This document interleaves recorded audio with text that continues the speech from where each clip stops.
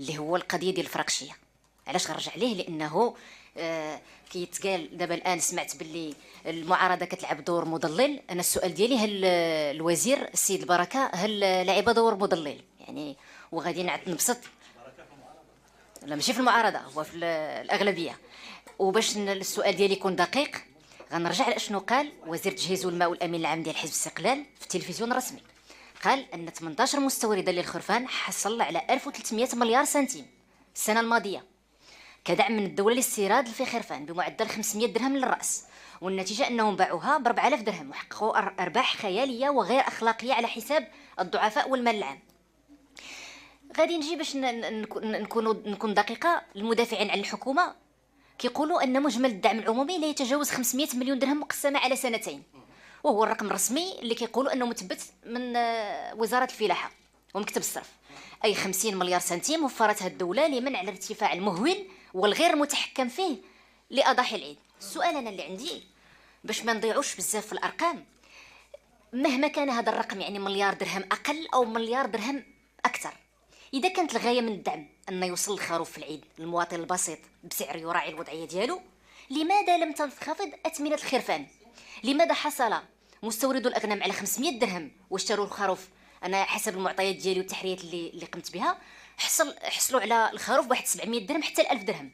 اذا في هذه الحاله الخروف تقام عليهم ب 200 ولا 30 درهم، فعلاش باعوا ب 400 4000 ولا 4500 درهم؟ السؤال الأهم، لماذا لم توقع الأغلبية على ملتمس تقصي الحقائق؟ إلا ما كانش فكرتكم العجينة كما كيتقال، لماذا تخيفكم هذه المسألة ديال تقصي الحقائق؟ وإذا كان لابد من الكشف على خروقات اتحاد القضاء، فلماذا لم تسير المعارضة؟ وأنا غنختم هذا السؤال ديالي. كانت عند السيد رئيس مجلس النواب الجرأة، وكان من النزاهة في واحد اللقاء اللي نظمته مؤسسة الفقه التطواني، وحنا كنحاوروه وانا كنطرح عليه الاسئله. قال ربما، قال كنتذكر الا ما خانتنيش الذاكره، قال ربما نكونوا كانت النيه ديالنا حسنه اننا دعمنا المستوردين الاغنام، ولكن ربما الهدف اللي كنا بغينا نحققه ما حققناش، وبالتالي لا، حيت تقولون ان الامور مضلله، وان لو كانت مضلله لما كانت النتائج التي حصلنا عليها الان يعني اخفاقات كبيره لهذاك المواطن، لانه هو الغايه العبره في النهايه هو انه كان خص الخروف يوصل باقل سعر. وباش نبقى في نفس الموضوع، ولكن هذه المره غادي نوجه الزوم ديالي للمعارضه، ولكن دائما في نفس الزاويه، غير باش كل واحد يتذكر السؤال ديالو. اللي حد انا اللي بالنسبه ليا وسي شهيد ذكرها، ولكن بغيت نفصل فيها. حد الدستور المغربي في الفصل 67 شرط تشكيل لجنه تقصي الحقائق في مجلس النواب بامضاء ديال الثلث ديال النواب الامه، بمعنى والحاله هاته كان عندكم 132 نائب برلماني، كان خصكم يكون عندكم 132 نائب برلماني، وانتم ما تجاوزتوش 99 نائب برلماني، وبالتالي كان خصو يكون عندكم واحد 33 من الاغلبيه تنضم للمعارضه. السؤال ديالي للمعارضه، اليس للمعارك قواعدها؟ كيفاش كنطلب من الاغلبيه توقع معايا وقبل منا كنخوض حمله على مواقع التواصل الاجتماعي؟ هل نحن امام لجنه تقصي الحقائق، امام حمله انتخابيه سابقه لاوانها؟ كيفاش غتقدموا كمعارض بملتمس رقابه، وهذا الشيء وقع سابقا، او لجنه ديال تقصي الحقائق وانتم لا تملكون النسبه التي يمنحكم اياها الدستور؟ لماذا تقدمون على خطوات انتم عاجزون عن القيام بها؟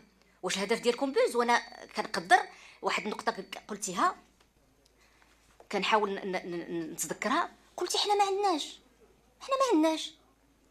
ما في يديناش هاد، قلتي هاد الكلمه ما في يديهاش، عجبتني فيها صراحه. ملي ما في يديكمش حاليا، علاش كتقوموا بهاد الخطوات؟ الا دابا انا عارفه راسي ما قادراش نشكل هاد علاش؟ بغيت غير نفهم واش هو بوز سياسي، واش هو؟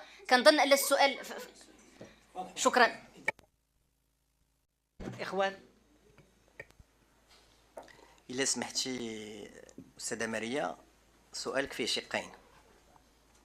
قلتي لنا حنا هذه قلناها كذبه،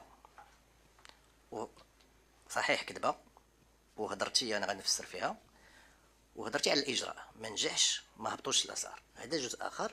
والجزء الثالث هو لجنه تقصي الحقائق، وراك جاوبتي، انت جاوبتي بعدا في السؤال ديالك جاوبتي.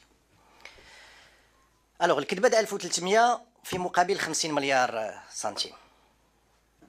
انا غادي نعطيكم هذه العمليه غنديروا فيها الرياضيات البسيطه. الخروف تيسوى 2000 درهم باش يجيبوا المستورد، نقولوا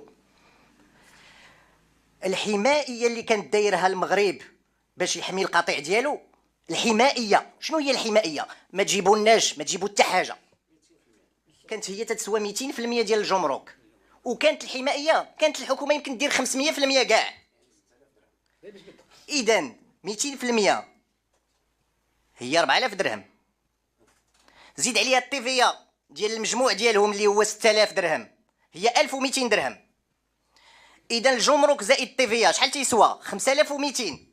عقلوا على هذا الرقم هذا، 5200 درهم في كبش اللي تيسوى 2000 درهم واصل للدار البيضاء، 5200. وزائد الحكومه خدات واحد الاجراء باش تدعم المستوردين، باش نظرا للظروف ديال الغلاء انهم باش يجيبوا الاكباش ب 500 درهم. مزيان، هي شحال وصلنا؟ 5200 زائد 500 هي 5700، زيد عليها 2000 هي شحال؟ مزيان، هذيك 5700 هي 13 مليار، وهذيك 500 درهم هي 437 مليون ديال الدرهم. واش واضح هادشي؟ نعاود نفسرو؟ لا نعاود نفسرو. لا واضح، خصي شوف لا هذا ليس محلل، ليس محلل، هذا الرقم السي شاهد. وبالنسبه لنا، وعلى فكره السي شاهد راك ناقشتي معنا قانون الماليه، وهذا الموضوع راه قالها السي الحموني، راه هذا النقاش انتهى وفصل فيه الوزير المنتدب ابان المناقشه التفصيليه للقانون الماليه لما طلبتم المعطيات المفصله على هذه العمليه. مشكور، انا عارفه بلا ما تعطيها لي. اذا التدفق المالي الحقيقي ديال هذه العمليه هو 437 مليون درهم. النفقه الضريبيه، وهذا سي دو جارغون ديال القانون الماليه، يعني المصطلحات ديال القانون الماليه. النفقه الضريبيه المجموع ديالها لانها كانت تكتب 200%، طيحتيها تتولي 13 مليار ديال الدرهم في المجموع كامل. هذا هو التضليل اللي هضرت عليه في الاول. وعلى فكره راه ماشي المعارضه اللي بداتو، لا ماشي المعارضه، بداتو مواقع التواصل الاجتماعي واليمونتي باغ مجموعه من الناس في المعارضه. سي نزار بركه الامين عام حزب الاستقلال، انا كنت حاضر معاه في عديد من المرات، كان يطالب بايقاف التضخم اللي جاي من الجشع، اللي فيه الوسطاء واللي فيه المضاربين واللي فيه الناس اللي تتحاول تربح بسرعه، وهذا هو الجشع ونحن نتفق معه. وهذا الشيء ديال اللي قالها السي تويزي غادي يبان في المهمه الاستطلاعيه. باش نرجع لك الاجراء لا اسمح لي انا جاي لك. الاجراء ما عندنا حتى شي حرج، حنا قلناها وقالها الوزير المنتدب في الميزانيه. الاجراء خصنا نقيموه، فرصه تقييمه، واش عطى النتيجه، واش نزلت الاسعار، هذا واش حنا نعترف بكل تواضع ان بعض المرات بعض الاجراءات التدبيريه اللي الهدف منها كان واضح هو حمايه القدره الشرائيه ديال المواطنين، هو الناس يضحيوا بثمن معقول. وعلى فكره راه 500 الف اسره ضحات بحولي بين 2000 و 3000 درهم، كاين هذا الشيء، ونجيبوا وزير الفلاحه ويثبتها لك اللي بغيتي. شوف اذا باش نرجعوا للجنه تقصي الحقائق. لجنه تقصي الحقائق هذه آلية دستوريه محترمه، ولكن عندها الضوابط ديالها، اللي اساسا مبني على التوافق. هما دابا خص اولا يكون عندهم القدره يديروها، راه قلتيها فين 99 132 تيطلبوا من الاغلبيه انها تجي تكمل هذا لجنه تقصي الحقائق. اسمح لي مالنا حنا سو تريطون ديال المعارضه، حنا عندنا الآلية من أجل تنوير. واخا حنا بالنسبة لنا هذا النقاش انتهى إبان مناقشة قانون المالية ديال برسم السنة المالية 2025 ورجع من أجل تنوير الرأي العام، وباش يكون عندنا التقييم الحقيقي ديال علاش هذا الإجراء ما عطاش يعني الهدف ديالو ما وصليش. وهذا الإجراء حنا علاش درناه مهمة استطلاعية؟ أولا حنا قادرين أننا نديروه، وثانيا هو اجراء مشرك للاغلبيه والمعارضه، فيه النسبيه وفيه التوازن، لان فيه الرئيس يقدر يكون من المعارضه والمقرر من الاغلبيه او العكس صحيح. ثانيا في اجراءات حكوميه في يعني في صلب الاختصاص ديال المهمات الاستطلاعيه، هو تشوف النشاطات الحكوميه والاجراءات الحكوميه وعندها الحق انها تستمع وتمشي ودير الزيارات الى اخره. ثالثا تقصي الحقائق، خصكم تعرفوا ان عندها قانون يؤطرها، وانه الا كان شي متضرر وتفتح بحث قضائي واحد غادي توقف لجنه تقصي الحقائق، وهذا الشيء ما بغيناش حنايا.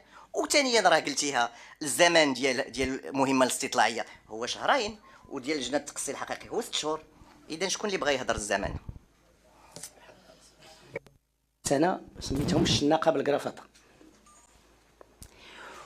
اليوم الا كانت شي حسنه اولى عند محاسن ديال لجنه تقصي الحقائق هو هذا التمرين الديمقراطي اللي دارت. هو كلشي بدا تيبحث عليها قانونيا، شحال قد دير، شحال خصها، شحال عندها الامكانيات. سي شوقي عطانا فيها درس اليوم، وهذا مزيان، لان على الاقل هالاجتهاد بادي في هذا العمل باش نشوفوا الاليات الديمقراطيه اللي عندنا اللي ممكن دار لنا.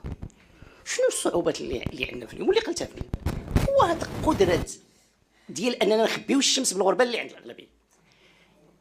كيفاش ان امين عام في الحكومه تيخرج للعلن وتيقول اتقوا الناس في الناس، تيجي وزير في الحكومه تيقول 18 واحد معروفه بالاسماء، وهذا الوزير هو المكلف بالتجاره الداخليه، كنحيدوا الاسماء وتنجيو تنقولوا اليوم حنا لا حنا منسجمين. لا حنا منسجمين، نتوما اللي ما منسجمين وما منسجمين، ما حنا بخير وعلى خير وعلى خير. تيخرج بيان عام ديال الحزب، بيان ديال المكتب السياسي ديال الحزب تيقول كان الخطا خطير، كل المؤشرات كل حزب تيتكلم بوحده وتيبعد على هذا الموضوع. حتى الان كان هذا الاجتهاد الكبير، لقاو هذه الفتوى وهذه الفدلكه ديال تفسيرات الارقام. ها 13 مليار ما قالها موقع الكتروني، ما قالتها معارضه، هذه معطيات قدمتها لنا وزاره الماليه، والعباره المستعمله السي شوقي واضحه، كتقول لك والى غايه، هذا المراسله اللي توجهت للاحزاب المعارضه من طرف الوزير القجع، والى غايه 31 ديال صفر 2024 فان مجموع تحملات الميزانيه، مجموع تحملات ذات الصله بعمليه استيراد الابقار والاغنام الاليه قد تجاوزت 13.37 مليار درهم موزعه كالتالي. في هذوك التفسيرات اللي قلتي، ولكن واش هذاك الهوا؟ راه هذيك فلوس الفسول على القيمه المضافه. واخا ملي كنقولوا التيفيه كتبغى تخلص وما تخلصاتش، راه كتبغى تسمح لي ماشي كنقولوا الفلوس موجودين. لا الله يخليك، الله يخليك، سمعتك مزيان، لا الله يخليك، سمعتك وقلتي تفسيرك كيف ما بغيتي، الله يصغر. هذوك ماشي الهوا، هذوك فلوس كانوا غادي يكونوا في ميزانيه الدوله وغادي يتصرفوا على مواضيع معينه وعلى اشياء اخرى، وتحرمت منها الميزانيه ديال الدوله. ماشي انا اللي كنقولها مره اخرى، تعياو ما تعوجوا فيها وما تقلبوا لها التفسير. انا كنقول لكم، وهذا حتى هذا هو اللي قلت، ماشي انا اللي قلته، قالوا وزير المكلف بالميزانيه قال لك هذوك الفلوس ديال الدوله ماشي الهوا.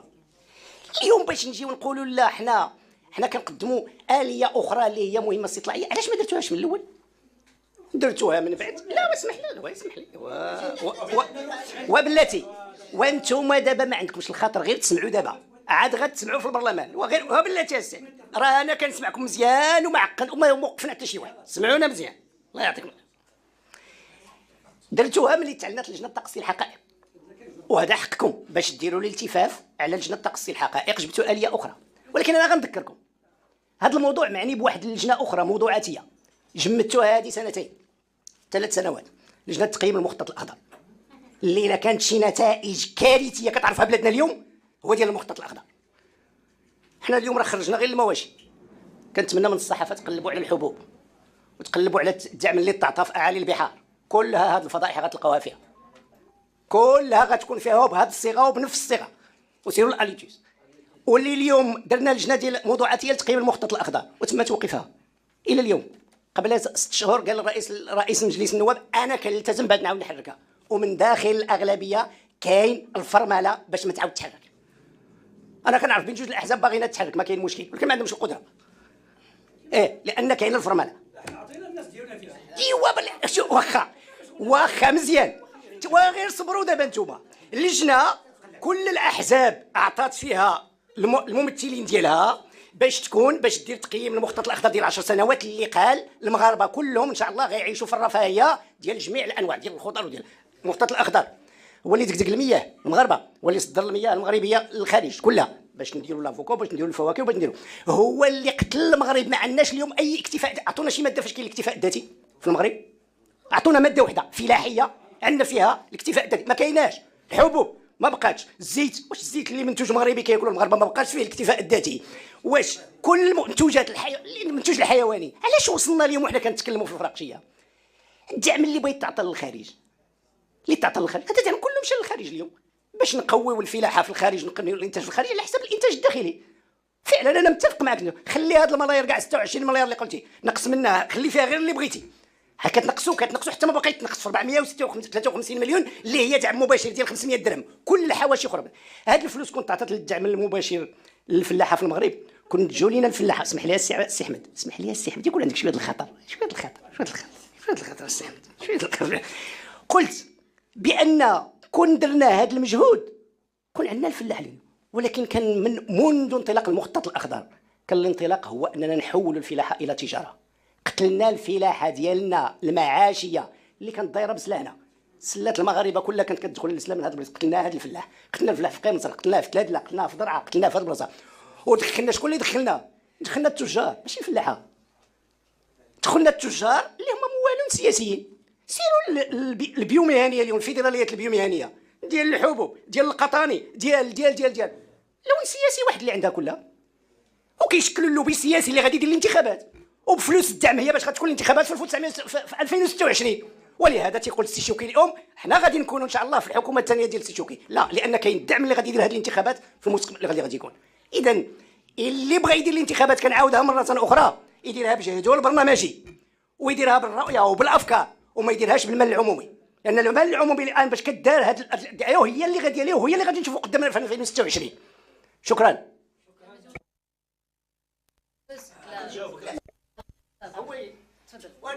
شحال خدا الاستاذ شهيد؟ غادي نضيف دقيقه. غادي نعاود باش بديت. اللي جميل فيها هي جوج الاسئله. الشيء الاول هي التقدمات. غنعول على ان احزاب المعارضه ملي قلتوها امين عام ديال الحزب تيقول بان اللهم ان هذا المنكر وهذا هذا الحزب خصو يسارع باش يوقع هذه الاليه تقصي الحقائق. كيفاش هاد بسرعه رجعوا اللور. حنا اغلبيه ومنسجمه. الا كنتي منسجم مع المواطنين والمواطنات، نهار تعرضت لجنه تقصي الحقائق كتقول فيها نجي نقدمها. هذا كيقدم النفاق والزيف ديال الفاعل السياسي. ولا انا كنقول خطاب تنقدموا للمغاربه باش ندير به البوز باش نمشي، لان كنت قدام الجمهور في ولاد فرج وقال الجمهور وكيحيح وتيغوت لي وتيصفق لي، تنقول له اتقوا الله في المغاربه. ملي ولات الحقيقه باش يعرفوا الناس الحقيقه ما قديتيش ديرها. هذه الاولى. الثانيه وهي المهمه معنيين بها كيف يقدم. كنقول معنيين بالمستقبل باش بلادنا تبقى فيها التوازنات. مستقبلا خصنا نلقاو اليات اللي تحمي، اليات اللي ممكن تشغل بها المعارضه. باين ان اليه كيخولها الدستور وراه ما قادينش نديروها عدديا. ملي كتخرج العمل شكون باش عرفناها ما قداش اليوم كلها، لانها تقدمات. كون غير المعارضه قالت ما عندناش ما قادينش نديروها ما غنمشيوش لها، باغي يعرفها شي حد. حتى ملتمس الرقابه ملي قلناه، ملتمس الرقابه هو الاسقاط الحكومه، وعرفنا ما غيسقطش الحكومه، ولكن تمرين ديمقراطي غادي يديروه الناس. ماشي غير صبر.